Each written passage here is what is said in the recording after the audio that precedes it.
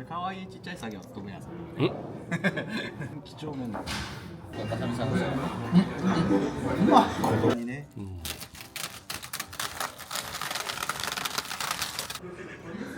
僕ね、いややる気だけが取り柄なんですよ。本番は弱いし。本番強いじゃないですか。本番弱いグってもらっていいですか。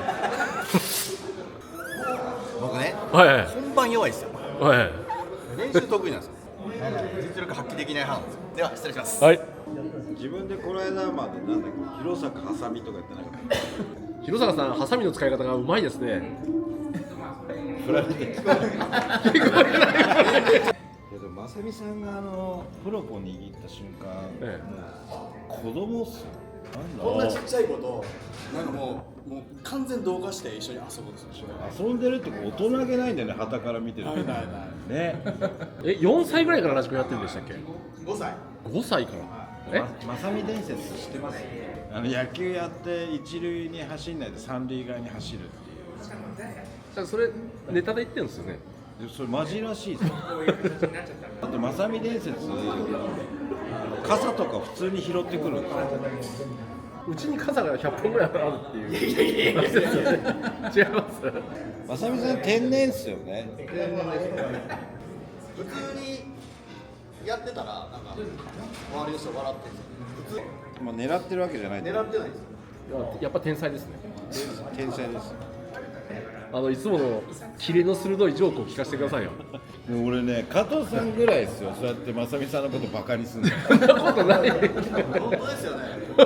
なんでですよ。道歩いてたら後ろから追いかけてくるんですよ。広坂さんですよ。ファンの方々ですよね。まあまあ有名なんですよ。道歩いてたら。それぐらいすごいんだよって今アピールしてるんですよ。物をよく忘れるんですよ。もう本当にセントレア行くのを忘れるんじゃないかなっていうぐらい本当に忘れるんですよ。何回集中してたらこっちは忘れるんですよ。過去に何回携帯忘れてるかだよね。あと車の鍵がないです。そう。あとミーティングしてるのにミーティングしてることを忘れてる。最近は会わないでミーティングするじゃないですか。はいはい CDC も。で LINE でグループ通話でミーティングするんですよ、夜。でまあその3人で会話してるじゃないですか。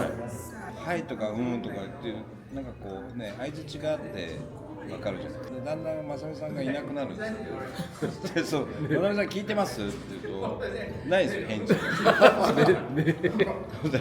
これネタなって。多分これネタっぽいからもうじゃあもうやめよう。やめてそうすると夜中の3時とか4時ぐらいにまた LINE でプッてくるんですよ。起きたんだ。起きた。いや今起きたの。それ忘れたわけじゃないんですよ。落ちちゃった。ああ、そういうことですね。なんか大事なことは大体僕手に書いちゃうんですよ。わってから手なくならないじゃないですか。スマホに打ち込んだり紙に書いたりしたらそれがなくなるからだからカレンダーに18、19って書いてそれを写真で撮ってくるんですよ。そしたらスマホでいつも見れる。でもスマホとかでもそのスマホがどこにいたか分からなくでなっちゃう。もカレンダーがあるんですよ。だからどっちか残ってるんで絶対大丈夫です。いつも全力ですよね。全開ですよ。ジャッキーですよね。さっきも何回セントリア来てるのか知らないですけどセントリアのタワーの写真撮ってめちゃめちゃ喜んで俺に見せてくれるんですよ。めちゃかっこよくないですかこの写真。完成と完成と海外みたいですよね。本当に見てくださいよ。何回来ていやもうね。写真をいやもう来たーって感じですよ。加工なしで加工なしでこう加工したらふわーっとなりますけど見てくださいよこれ。いやよくない？すごいですね。太陽が最高ですよ。これがね結構普通の写真なんですよ。夢は一回でこの RCDC のねこのサークルドリフトやってみたいですよ。やったことないですよ。ヨレボイじゃないですか。広坂さんカラオケとかも行くんですか。何歌うんですか。何歌う？えガッチャマンと桃色吐息とあとあれですね同期の桜同期の桜。レパートリーです。モーニング娘。系ですか。まさみさんアンチどうですか。自分のアンチってどう思います？アンチ？いや嫌じゃないですけど、まあいて当然だと思いますし、アンチがいないとね、証拠と成り立たないし。僕はアンチはある意味、まあ、僕なんかにアンチなんか多分ねいないと思うんですよ。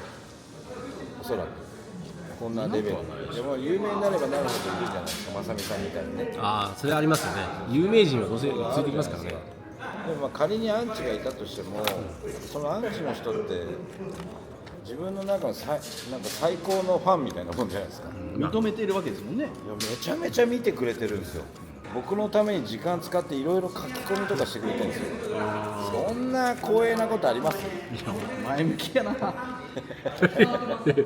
そうやって考えるとね、嫌な気しないですよね。全然いいっすよ。いやなんか抽象的なことは嫌ですよ。希望とか。はいはいはい。それもいい加減頭きますけど、別になんかそのこっちのためを思ってとか、なんか熱い気持ちがあるからちょっとこうコメント的にねアンチに聞こえやすいですけど、実はすごい思いがあって言ってることもあるじゃないですか。まあ多分期待値が高いんですよね。そうなんですよ。だから僕はなんかアンチの人ってある意味重要だなと。本当の誹謗中傷するアンチは嫌ですよ。まああれは小学生中学生とかばっかっすよ。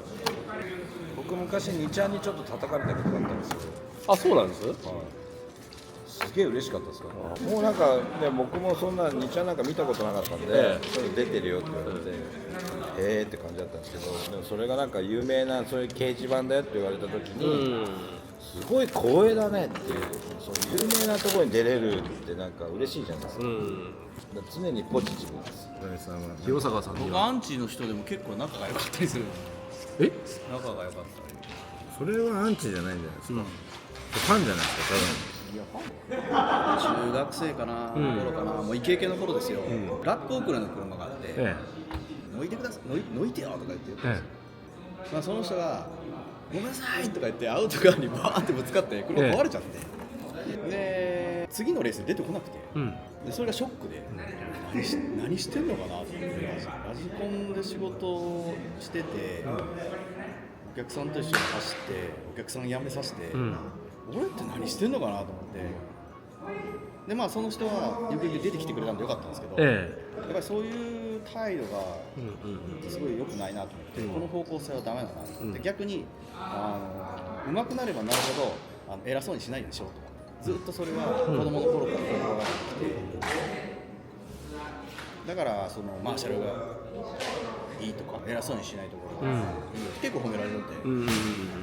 そっちの方がいいかなと思って。ね。であとはやっぱりそのチャンピオンになった後にまたチャンピオンになるのすごく大変で、目標もなんもなくて、自分で最高の状態の自分でまたそれを超えないといけない、そのもうどこ行っていいか分かんないですよね。だからそんな時に自分がもううまいこれで OK って思ってしまえば進めないから、なんとかうまいと思わない方法を考えるって、それでずっとやってきたんで。やっぱり勝ち続けてるともう常に勝たなきゃいけないっていうプレッシャーも半端なかったですか？それがね、もうね、勝つのが当たり前になっちゃうんですよ、はい。周りからしたら。えだからどんな大きいトロフィーもらってきたのとか、今回どこ行ってたのみたいな、なんか帰ってこなかったねみたいな感じになって、いや俺人生かけて行ってきたんだけどみたいな、そういう感じになってもう勝つのが当たり前です、で雑誌社からも負けた方が大きな記事になるんですよねって言われたりするわけですよ。だからそれはしんどかったですね、一回勝つってこと大変で、日本チャンピオンにいっぱいになりましたけど、ある意味世界チャンピオンになるより日本チャンピオンになるのが結構難しくて、同じぐらい難しいですね、ある意味。なぜかというとみんな地元の人たちそこで練習するから、1年かけて練習できるわけですよ。だからその人たちに勝つのって本当大変で、でも勝って当たり前みたいになってくると結構きつかったですね。それはやんなきゃなんないんで、それをどうしたらいいかっていうのはずっと考えて、でもうまいと思ったら終わりだなと思いました。言わないラジコンがうまいと思ったことないし、でドリフトね、最近始めたんですよ。肉ドリは最近始めて、今年から始めたの、まだ4回しか行ってないですけど、でもみんなと同じぐらいに、ここでね走る人たちと同じぐらいに走りたいなと思っているんですよ、だからそれにはまだまだ角度も足んないし、スピードも足んないし、正確度も足んないんですよ、そうなの自分で分かるわけです、でもこうとにかく走ってて楽しくて、目の声出したら見るともう荒が目立つんで、だから走りたくないですよ、みんなの前で。誰もいないところで本当は走りたい。でもどこ行ってもいるじゃないですか、こういます。で追いかけてくるんですよ、僕が走ると。だからあれが家でもう追いかけてこないでっていう。なんか分かるような気がする。でも僕は肉ドリ始めたばっかりなんで初心者なんで、もう下手くそだから、もう見に来ないなるほど。なるわけですよ。でね、この間 SNS にちょっと上げたんですよ。僕初心者です。はいまだまだ下手くそです。はいの載せた。そしたら僕の友達が、いや、まさるくん、ドリフト結構うまかったよって言うわけですよ。もう大爆笑するんですけど、はいそこでね。そこそこうまいですよ。だから僕はそのチャンピオンたちと同じぐらいのレベルで走りたい走りたいし、そういう人たちの目線で見てるから、そういう人たちから見たら初心者なんですよ。スティックプロップやってますものすごいスティックプロができたんですよ。もう超敏感。スーパー広坂君みたいそう、もう超反応良くて、もう超感度いいですよ。なやばいじゃないですかもうね、反応がすごい。タッチも最高。どこから出たの出てなくて、慶応さんで出してる、白いプロップがあるんですよ。ありますあります、あれにコンバートできるスティックプロップがあるんですよ。はいでそれをホイーラーを外して右と左につけると、脳みそを持ったスティックプロップがあるんですよ。慶応さんってなんかいつもちょっとおっていうものを作ってきますよね、それで、それが、もう慶応さんでも絶版になってて、ええそのスティックないんですよ。どうしても欲しくて、あるマニアの方が作ってたんですよ。はいどうしても欲しくて、誰かスティック俺に売ってくれませんか、ええ SNS で上げたんですよ。そしたら2人売ってくれて、で右と左つけて、なんでまさみさんってスティックなんですか？子供の頃それしかなくて、昔のラジコンの本ってあれです、漫画、ラジコン漫画って全部スティックプロップですよ。僕が小学生の時って漫画すごいいっぱいあるんですよ、ラジコン。で全部スティックですよ、しかなかったんですよ。で僕その頃から始めたんでスティックプロップですよ。内職していいですか？あどうぞこう穴開いてないんで、これで穴開けるんですよ。あみんなこうやって穴開けてるんだそうでこれジグが作ってあるんで、え方眼紙で作ってるんです。これをちゃんとはめてやってあげると、みんなちゃんと持ってるんですよね記念で持ってくれてますかね。多分これが一番嬉しいんじゃないかな僕は持ってますよ、昔からこれここにこうカードをこう嬉しい刺してやええガチャッとると、そんな硬いのいやそんなに硬いの誰も開けられないです。選手とスタッフとスポンサーさんの分があるので硬いですよ。やってみてください。軽いよね。また本当ですか？初めての共同作業ですよ。フリップがもう30回ぐらい行くと、検証になります明日。でね、この間ね、はい行ってきたんですよ、チェコへ、彼は。はいはい僕ヨーロッパ行ったじゃないですか。あ行きましたね、はい。なんですかチェコのあチェコでのお土産ですからちょっと広坂さんのちょっとネタが出てきそうですねチェコのチョコとかああ素晴らしいね狙ってる。めちゃめちゃバカにしてますよ。さっき出たの気づかなかったですか？はいチェコのチョコちょこっと出たじゃないですか。ああまた出ましたね出たでしょ。帰りますよ。挟んだ。黄金の親指。ちょうど黄金のこのプレートやってる時ですよ。やっぱりスティックプロップであれだけやってるってことはその指の保湿とかそういうのも毎晩指サックとかして加藤さんのなんかその言い方ね、スティックとかって言い方がなんかもう本当下ネタですよね。なんかそっちの合方向にわせたくないなと思う。本当ですよいや本当そう、絶対そっちの方向でしょ。下ネタから入ってるよね。いやいつも親指でクリクリやってるもんでやっぱり保湿とかしてね保湿ってなんすか？常に気使ってるのかなと思ってだって今黄金の親指って言ってましたよねそりゃそう、親指傷つかないと怪我しないように。やっ待ってくださいよ。ぱりケアしてますよ。いやこうやってね普通に喋ってくれてますけど、え世界王者です。知ってます？むやみに使わないように親指を。親指はここぞという時しか。山本昌選手と一緒ですね山本昌もそう。やっぱ常に歩くときは親指隠してるんですかいや、あの人はね、いや広坂さんねハンダ語で使わないよ。バカにしすぎだって。やっぱり野球選手とかと利き手を使わないとかねハンダ語で使わない。ですよね、なので手してたね。広坂さんもなんか指とか常に気使ってるのかなと思怪我してますよ。怪我しないように本当にめちゃめちゃバカにうですよね、怪我しない。現役バリバリの時はやっぱ特に使いましたねそういうのあんまり気使ってなかった。気使ってなかったけど、怪我だけはしないように。どうしようか。うおいいっすね全然いいっすねこうエントリー一番最初にやったはい選手は誰でしょうっていうのを記念で写しちゃっていいですか？はい穂高です。小高。すごいっすよね。